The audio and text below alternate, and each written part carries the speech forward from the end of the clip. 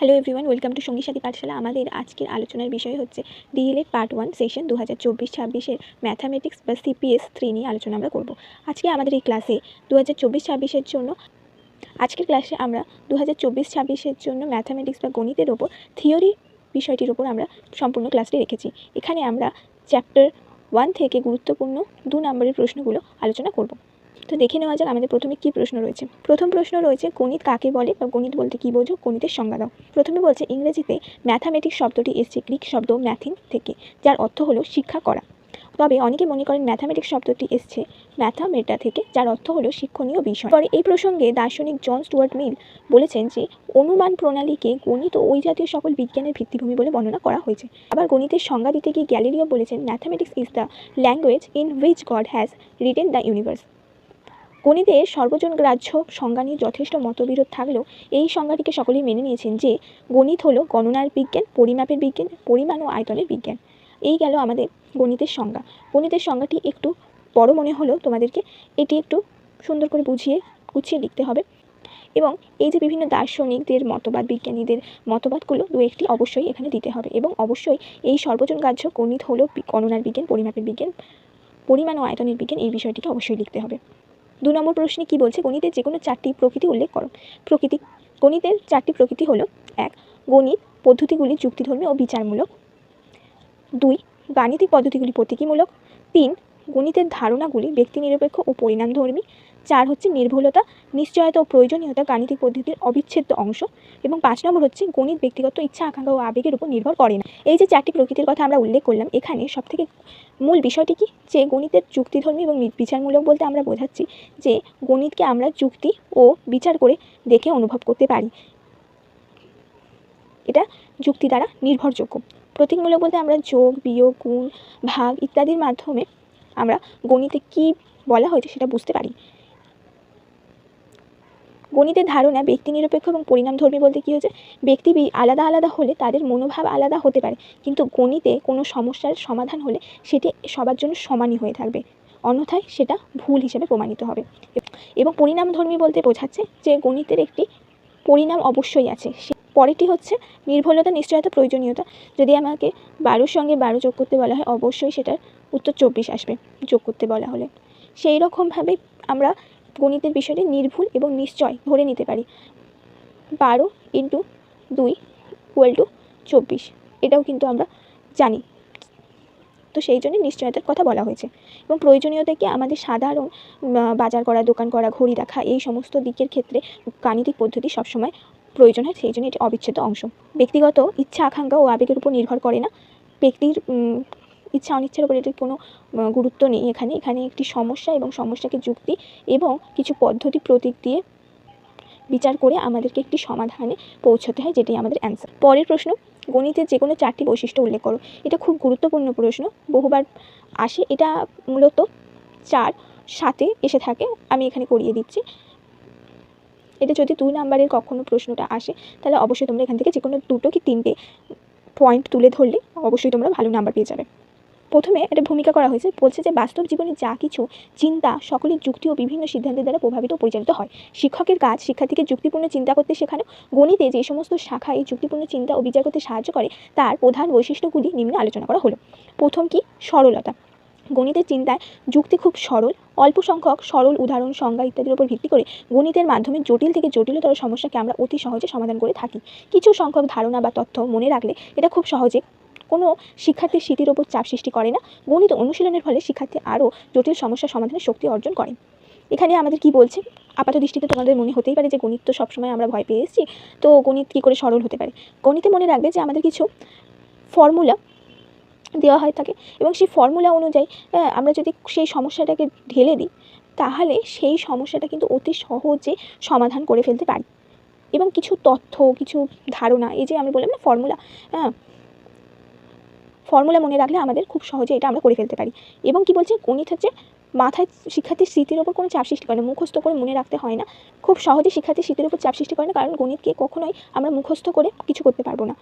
এবং গণিতকে অনুশীলনের ফলে শিক্ষার্থী আরও জটিল সমস্যার সমাধানে শক্তি অর্জন করে। পরেরটা হচ্ছে নিশ্চয়তা। গণিতে কোনো সমস্যার সমাধান বা সিদ্ধান্ত বিপরীত হয় না। ব্যক্তি বৈষম্যের ফলেও গণিতের মূল সিদ্ধান্ত পরিবর্তন হয় না। গণিতে নিজের ভুল নিজেই সংশোধন করা যায়। নির্দিষ্ট কিছু নিয়ম, সিদ্ধান্ত, যুক্তির দ্বারা অতি সহজে সমাধান সম্ভব এবং ঠিক না ভুল শিক্ষার্থী নিজেই জানতে পারে। গণিতে আমাদের কি হয়, কোনো একটা সমস্যার সমাধানের ঠিক দিক তৈরি করে দেওয়া থাকে, যে আমার সমস্যা এইটা হলে তাহলে তার এই ফর্মুলা থাকবে এবং সেই অনুযায়ী আমরা তৈরি করলে আমাদের সমাধান এসে যাবে। এবং ওই জন্য গণিতের বইয়ের একদম শেষ পৃষ্ঠায় দেখবে যে অ্যান্সার কীগুলো দেওয়া থাকে, যে কোনটা কত কী উত্তর হবে সেটা দেওয়া থাকে। সেই জন্য কি গণিতের যেই সমাধানটা করুক না কেন, গণিতের সিদ্ধান্তের কোনো পরিবর্তন হয় না, উত্তর কখনো আলাদা হবে না। ব্যক্তি বৈষম্যের ফলেও উত্তর আলাদা হবে না, কারণ এখানে ব্যক্তিকে চিন্তাধারা করার কোনো দরকার নেই। একটা নিয়ম অনুযায়ী সেই নিয়মে সেটিকে ঢেলে দিলে উত্তর চলে আসবে এবং শিক্ষার্থী নিজেও বুঝতে পারবে যে এটা সঠিক হলো না বেঠিক হলো।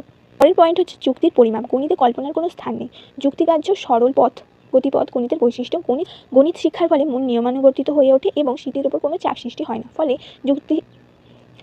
যুক্তিশক্তি বৃদ্ধি পায়। সমস্ত ব্যাপারকে যুক্তি দিয়ে বুঝে নেওয়ার এক প্রবণতা দেখা যায়। ফলে গণিত শিক্ষণের অন্যতম প্রধান লক্ষ্যই হলো শিক্ষার্থীর মধ্যে যৌক্তিক ক্ষমতা বৃদ্ধি করা। তাহলে কি এখানে আমাদের গণিতে কোনো রকম কল্পনার দরকার নেই। আমরা কোনো একটা বিষয়কে কী করি, আমরা হিসাব করে তবে আমরা একটা সমস্যা থাকলে সেই সমাধানে উপনীত হতে পারি। এটা হচ্ছে আমাদের প্রধান গুরুত্বপূর্ণ বৈশিষ্ট্য। এবং এর ফলে কি হয়, আমাদের চাপ সৃষ্টি করে না। আমরা জানি যে এটা যোগ হবে, আমাদের এটাকে সবকটার সাথে অ্যাড করতে হবে, মাইনাস হলে বা বিয়োগ করলে আমরা এখান থেকে বাদ দিতে হবে। এরপরে 4 নম্বরে রয়েছে নির্ভুলতা। গণিত সমস্ত বিষয়ের মধ্যে একটি নিখুঁত, সুষ্ঠু, বিজ্ঞানসম্মত পরিণতি লাভ করে। অন্য কোনো বিষয় এইরূপ সম্ভব নয়। গণিতের মাধ্যমে যুক্তি দ্বারা সমস্ত কিছুকে অতি সহজে প্রমাণ করা যায়। বিভিন্ন গাণিতিক নিয়ম অনুসরণ করলে সমস্যার সমাধান নির্ভুল হয়ে থাকে। তাই জীবনের বিভিন্ন সমস্যার সকল দিক বিবেচনা করে সঠিক পথ অনুসরণ করার ক্ষমতা অর্জন করে বিশেষ কার্য। এখানে কি আমাদের কোনো একটা সমস্যা থাকলে সেটাকে আমরা কি করব, বিভিন্নভাবে সমাধানের প্রচেষ্টা করব গাণিতিক উপায়ে, এবং ফলে সেটা প্রমাণিত করতে পারবো। এই জন্যে আমাদের নির্ভুলতাটা গুরুত্বপূর্ণ রয়েছে। এই জন্য আমাদের নির্ভুল হওয়ার ব্যাপারটাও বেশি আসে গণিতে। 4 নম্বর প্রশ্ন বলছে শিক্ষণ কৌশল বলতে কী বোঝো। এখানে কি, এটা খুব গুরুত্বপূর্ণ প্রশ্নটি অন্যান্য সাবজেক্টগুলোর মধ্যেও বারবার আসতে থাকে। তো কি বলছে, শ্রেণীকক্ষে শিক্ষক কখনো পাঠ্য বিষয়বস্তু শিক্ষার্থীদের বোঝানোর জন্য বক্তৃতা দেন, তিনি কখনো আলোচনা করেন, ব্যাখ্যা করেন, আবার প্রয়োজনে পরীক্ষা করে দেখান। শিক্ষক শিক্ষার্থীকে শেখানোর উদ্দেশ্যে এই যে সকল প্রচেষ্টা করে থাকে তাকে শিক্ষণ কৌশল বা টিচিং টেকনিক্স বলা হয়ে থাকে। একজন শিক্ষক হিসেবে তুমি একটা বিষয়কে বোঝানোর জন্য শিক্ষার্থীদের কখনো তুমি নিজে বক্তৃতা দিচ্ছ, কখনো তাদের সাথে আলোচনা করছো, কখনো আবার শিশুকেন্দ্রিক শিক্ষা প্রক্রিয়া ব্যবহার করে তাদেরকে সক্রিয় করে পড়াচ্ছ। এই সব কিছুই তাদের জন্য এই শিক্ষার্থীর যাতে শিক্ষাটা সঠিকভাবে হয় এবং সে যাতে নিজে কাজটা করতে পারে, তার যেন মধ্যে ধারণা সুস্পষ্ট হয়, সেই জন্য এইসব কিছু করা হয়। এবং এইসব কিছুকে আমরা কি বলে থাকি, শিক্ষণ কৌশল বা টিচিং টেকনিক্স বলে থাকি। এরপরের বলছে আদর্শ শিক্ষণ পদ্ধতির যে কোনো 4টি বৈশিষ্ট্য উল্লেখ করুন। কি বলছে 4টি বৈশিষ্ট্য। প্রথম হচ্ছে আদর্শ শিক্ষণ পদ্ধতি শিক্ষার্থীদের সক্রিয় করে তোলার ক্ষমতা থাকে। শিক্ষার্থীরা নিজে কাজ করবে, নিজে প্রচেষ্টা করবে এবং শিক্ষক তাকে সহায়তা করবে। পরে কি বলছে, আদর্শ শিক্ষণ পদ্ধতি হয় জীবনকেন্দ্রিক এবং কর্মভিত্তিক। জীবনে যেগুলো প্রয়োজনীয় সেগুলোকে আমরা এখানে কাজে লাগাবো। এটা হচ্ছে আমাদের জীবনকেন্দ্রিক এবং কর্মভিত্তিক।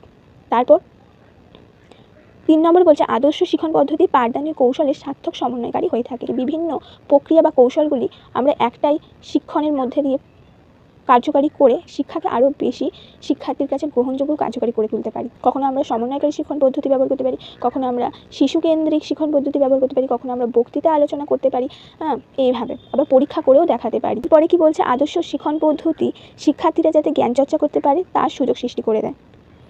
পরে আদর্শ শিক্ষণ পদ্ধতি বিষয়বস্তু মনোবৈজ্ঞানিক ও যৌক্তিক বিন্যাসের সার্থক সমন্বয় লক্ষ্য করা যায়। কোনো একটা বিষয়কে পড়ালে সেটা শিশুর মন কিভাবে গ্রহণ করতে পারবে সেই দিকে কাকে লক্ষ্য রাখতে হয়, শিক্ষককে লক্ষ্য রাখতে হয়। এবং সেই বিষয়টি কিভাবে পড়ালে শিক্ষার্থী বেশি গ্রহণযোগ্য হয়ে উঠবে, সেই জন্য শিক্ষক কী করেন, বিভিন্ন কৌশল বা শিক্ষণ পদ্ধতি অবলম্বন করেন। সেইটা যৌক্তিক বিন্যাস, এটা থেকে কি হয়, শিক্ষার্থীর সার্বিক বিকাশের মধ্যে অন্যতম হতো যৌক্তিকতা বা যুক্তির বিকাশ ঘটানো, সেটাও যাতে বিকশিত হয় সেই জন্য একটি শিক্ষণ পদ্ধতি শ্রেণীকক্ষে সামাজিক গণতন্ত্র সৃজনশীল পরিবেশ সৃষ্টি করতে সাহায্য করে। এমন একটি শিক্ষণ পদ্ধতি ব্যবহার করতে হবে যেখানে গণতান্ত্রিক বলতে শ্রেণীকক্ষের সকলেই যাতে সুযোগ পায় এবং কি সামাজিক সমাজকেন্দ্রিক, সমাজের ওপর যেটা ভিত্তি করে আছে, সমাজে যেটা গ্রহণ করতে পারে, শিক্ষার্থী যাতে সমাজে চলার উপযোগী, কারণ শিক্ষার্থীকে আমাদের পরবর্তী জীবনে নাগরিক সেই জন্য তাকে আমাদের সমাজের উপযোগী করে গঠন করার জন্য তাকে সামাজিকতা, গণতান্ত্রিকতা শেখাতে হবে এবং সৃজনশীলতা, তার অন্তর্নিহিত সুপ্ত সম্ভাবনাগুলি বিকশিত করার জন্য সৃজনশীলতার দরকার। 6 নম্বর প্রশ্ন কি বলছে, আদর্শ শিক্ষণ পদ্ধতি হিসাবে বিবেচিত হতে পারে এমন 4টি পদ্ধতির নাম লেখো। এমন প্রচুর পদ্ধতি তোমরা পেয়ে যাবে পরবর্তীকালে যখন আমরা বিভিন্ন পদ্ধতি কৌশলগুলি পড়ব তখন। এখন যেগুলো বলা হয়েছে সেগুলো হলো আদর্শ শিক্ষণ পদ্ধতি হিসাবে পরিচালিত হতে পারে এমন 4টি পদ্ধতি হলো প্রকল্প পদ্ধতি, সমস্যা সমাধান পদ্ধতি, শিশুকেন্দ্রিক শিক্ষণ পদ্ধতি, বুনিয়াদী শিক্ষণ পদ্ধতি, এছাড়াও পরীক্ষা পদ্ধতি হতে পারত, এছাড়াও সমন্বয়কারী যে শিক্ষণ পরিচালনা দক্ষতা সেটা হতে পারত, শিশুকেন্দ্রিক, আমি অবশ্যই আগে বলেছি, এগুলো খুব গুরুত্বপূর্ণ। এরপরে কি বলছে 7 নম্বরের প্রশ্নে, শিক্ষণ পদ্ধতিকে কয় ভাগে ভাগ করেছে ও কী কী? শিক্ষণ পদ্ধতিগুলিকে মূলত 3 ভাগে ভাগ করেছে। প্রথম, গতানুগতিক প্রাচীন পদ্ধতি বা শিক্ষক কেন্দ্রিক পদ্ধতি। প্রাচীনকালে মনে করা হতো যে শিশু হচ্ছে কি শূন্য কলসী, তার মধ্যে কোনো জ্ঞান থাকে না সে যখন বিদ্যালয়ে আসে, সেই জন্যে শিক্ষক বলে যাবে, শিক্ষার্থী কী করবে, কেবল শুনে যাবে। এটাই হচ্ছিল প্রাচীনকালের পদ্ধতি। বর্তমানে সবথেকে গুরুত্বপূর্ণ পদ্ধতি হচ্ছে আধুনিক পদ্ধতি, প্রগতিশীল পদ্ধতি, শিক্ষার্থী কেন্দ্রিক সক্রিয় পদ্ধতি। শিক্ষার্থী মানে আমরা শিশু কেন্দ্রিক পদ্ধতির কথা এখানে বলছি, যেখানে আমরা শিশুকে তার কার্যে সাহায্য করছি শিক্ষক হিসেবে এবং তাকে তার কর্মে যাতে সে শিক্ষায় যাতে সক্রিয়ভাবে অংশগ্রহণ করতে পারে তার প্রচেষ্টা করছি। এরপরে হচ্ছে স্বয়ং শিক্ষণ পদ্ধতি। স্বয়ং শিক্ষণ পদ্ধতি কি, এখানে না শিক্ষকের কোনো প্রয়োজন পড়ে না, সাধারণত শিক্ষার্থী কী করে নিজেরাই নিজেদের পরিবেশের সাথে মিথস্ক্রিয়া করে, মিথস্ক্রিয়ার ফলে সে শিক্ষাটা লাভ করে। এখানকার প্রধান উদাহরণ হিসাবে বলা যেতে পারে আমাদের যে আগুনের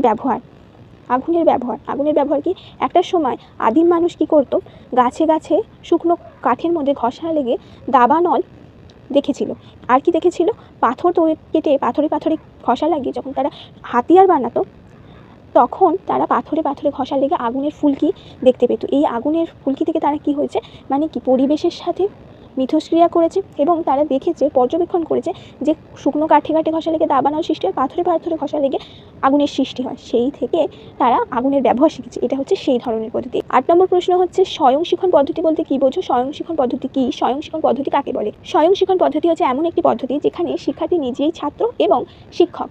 এখানে শিক্ষকের ভূমিকা থাকে, তবে তা পরোক্ষ। এই ধরনের শিক্ষকের উপস্থিতি কোনো বাধ্যতামূলক নয়। প্রোগ্রাম শিক্ষণ ও দূর শিক্ষণ এই শিক্ষণের একটি গুরুত্বপূর্ণ উদাহরণ। এরপরে কি বলছে, শ্রেণীকক্ষে ভাষাবিহীন ও ভাষাগত যোগাযোগ বলতে কী বোঝো? এটা অবশ্যই খুব গুরুত্বপূর্ণ প্রশ্ন। এই প্রশ্নটা যদি গণিতে নাও এসে থাকে, অন্যান্য বিষয়গুলির মধ্যে যে কোনো একটিতে অবশ্যই আসতে পারে। কি বলছে, শ্রেণীকক্ষে শিক্ষক ভাষাবিহীন 2 ধরনের যোগাযোগ করে থাকে। যোগাযোগ বলতে কী বুঝি? আমরা কমিউনিকেশন, আমরা কী করি যে একজনের সাথে আরেকজন কথাবার্তার মাধ্যমে আমাদের জ্ঞান শিক্ষা অন্যজনের মধ্যে সঞ্চারিত করে থাকি। এই ধরনের কি সাধারণত ভাষাগত দিক থেকে ভাষাবিহীন দিকে বেশি গুরুত্বপূর্ণ, কারণ শ্রেণীকক্ষে ভাষাবিহীন যোগাযোগ অধিক মাত্রায় প্রয়োগ হয়ে থাকে। আমি যখন কিছু বলছি, কথা যখন বলছি, তখন তোমরা সেটা শুনছো অবশ্যই। সেই সাথে যখন আমরা শ্রেণীকক্ষে থাকি, শিক্ষকের অবস্থা, শিক্ষক কোথায় বসে আছেন, তার আমাদের প্রতি খেয়াল থাকছে কি না, তার চলাফেরা, গতিবিধি, দাঁড়ানোর ভঙ্গিমা, চোখের দৃষ্টি, এই সব কিছু আমাদেরকে বিশেষভাবে, কারণ কি যখন শ্রেণীকক্ষে শিক্ষক থাকেন তখন শিক্ষার্থীরা তার সামনে কোনো রকমের দুষ্টুমি করতে একটু হলেও মনে মনে ভাবে যে কেন আমরা করব, শিক্ষক আমাকে দেখতে পাচ্ছেন, তিনি আমাদের বকতে পারেন। তো সেই ক্ষেত্রে এবং তার আচরণগুলো তারা অনুকরণ করতে শেখে, তাকে অনুকরণ দুটোই করে। ভাষাবিহীন থাকলেও সেখানে শিক্ষকের কাছ থেকে শিক্ষকের আচরণের দ্বারা অনেক কিছু শেখানোর সময় তার আচরণ, কণ্ঠস্বর, স্পষ্টতা, স্বরের বৈশিষ্ট্য, ওঠানামা ইত্যাদি শিক্ষার্থীদের খুব প্রভাবিত করে থাকে। সেই জন্য আমাদের কি বলা হয় যে সবসময় স্পষ্টভাবে উচ্চারণ করবে। যেমন কণ্ঠস্বরের স্পষ্টতা খুব গুরুত্বপূর্ণ, সেই সাথে স্বরের ওঠানামার গুরুত্বপূর্ণ অবশ্যই রয়েছে। দাড়ি, কমা, কোলন ইত্যাদিগুলিকে আমরা খুব লক্ষণীয়ভাবে পড়ে শিক্ষার্থীদের বুঝিয়ে দিতে হয়। 10 নম্বর প্রশ্ন, আজকে শেষ প্রশ্ন, কী রয়েছে, শিক্ষার সাধারণ উদ্দেশ্য কী? শিক্ষাক্ষেত্রে কিছু সাধারণ ও কিছু বিশেষ উদ্দেশ্য আছে। বিশেষ উদ্দেশ্য সাধারণত একটি বিষয়ের শিক্ষার ক্ষেত্রে বা বিষয়ের ক্ষেত্রে প্রযোজ্য। তবে যখন তোমরা ম্যাক্রো লেসন প্ল্যান করবে, যাকে বাংলায় ব্যক্ত পাঠ্যটিকা বলা হয়ে থাকে, ঠিক আছে, তখন আমাদের কি 2টো উদ্দেশ্য ওখানে আছে। একটা হচ্ছে সাধারণ উদ্দেশ্য, একটা হচ্ছে বিশেষ উদ্দেশ্য। বিশেষ উদ্দেশ্যটা কি, সেই পাঠ্য বিষয়টা থেকে শিক্ষার্থী কি শিখছে, পাঠ এককটা থেকে শিক্ষার্থী কি শিখছে, সেটা হচ্ছে বিশেষ একক। এবং সাধারণ উদ্দেশ্য কি, যেটা সবসময় শিক্ষার ক্ষেত্রে প্রয়োজনীয়, তবে সমস্ত বিশেষ উদ্দেশ্যের সাধারণ উদ্দেশ্যে গিয়ে অন্তর্নিহিত হয়ে থাকে। তাই শিক্ষার সাধারণ উদ্দেশ্য হলো শিক্ষার্থীর সর্বাঙ্গীন বিকাশ সাধন করা, শিক্ষার্থীকে সুনাগরিক হিসাবে গড়ে তোলা। শিক্ষার্থীর সাধারণ উদ্দেশ্য হলো শিক্ষার্থীর সর্বাঙ্গীন বিকাশ সাধন করা, শিক্ষার্থীকে সুনাগরিক হিসাবে গড়ে তোলা, শিক্ষার্থীর মূল্যবোধ ও সৃজনশীলতার বিকাশ ঘটানো। তাই আমাদের এখানে শিক্ষার্থীকে কী করতে হবে, শিক্ষার্থীর সর্বাঙ্গীন বিকাশ সাধন করা, শিক্ষার্থীকে সুনাগরিক হিসাবে গড়ে তোলা এবং শিক্ষার্থীর মধ্যে মূল্যবোধ ও সৃজনশীলতার বিকাশ ঘটানো আমাদের শিক্ষার সাধারণ উদ্দেশ্যের অন্তর্ভুক্ত। এই হলো আমাদের সাধারণ উদ্দেশ্য বলতে কী বোঝানো হয়, সেটি ছিল আমাদের আজকের উপস্থাপনা। তোমাদের জন্য গণিত বিষয় থেকে আমরা সবথেকে গুরুত্বপূর্ণ 10টি প্রশ্ন নিয়ে এসেছি প্রথম অধ্যায় থেকে। এছাড়াও আমরা বিভিন্ন অধ্যায়গুলির প্রশ্ন এবং বিভিন্ন বিষয়ভিত্তিক প্রশ্ন নিয়ে আসতে থাকব এবং অবশ্যই সেগুলো পেতে হলে তোমাদেরকে আমাদের চ্যানেলটিকে সাবস্ক্রাইব করে রাখতে হবে। এবং এই প্রত্যেকটি প্রশ্ন বারংবার পরীক্ষায় আগামীতে তোমাদের পরীক্ষায় আসার সম্ভাবনা খুব বেশি, সেই জন্যই এগুলিকে আমি এখানে উল্লেখ করেছি। তোমরা অবশ্যই এগুলো পড়বে এবং প্রয়োজন পড়লে খাতায় লিখে নেবে। পরের দিন আমরা অন্য কোনো বিষয় নিয়ে আলোচনা করব।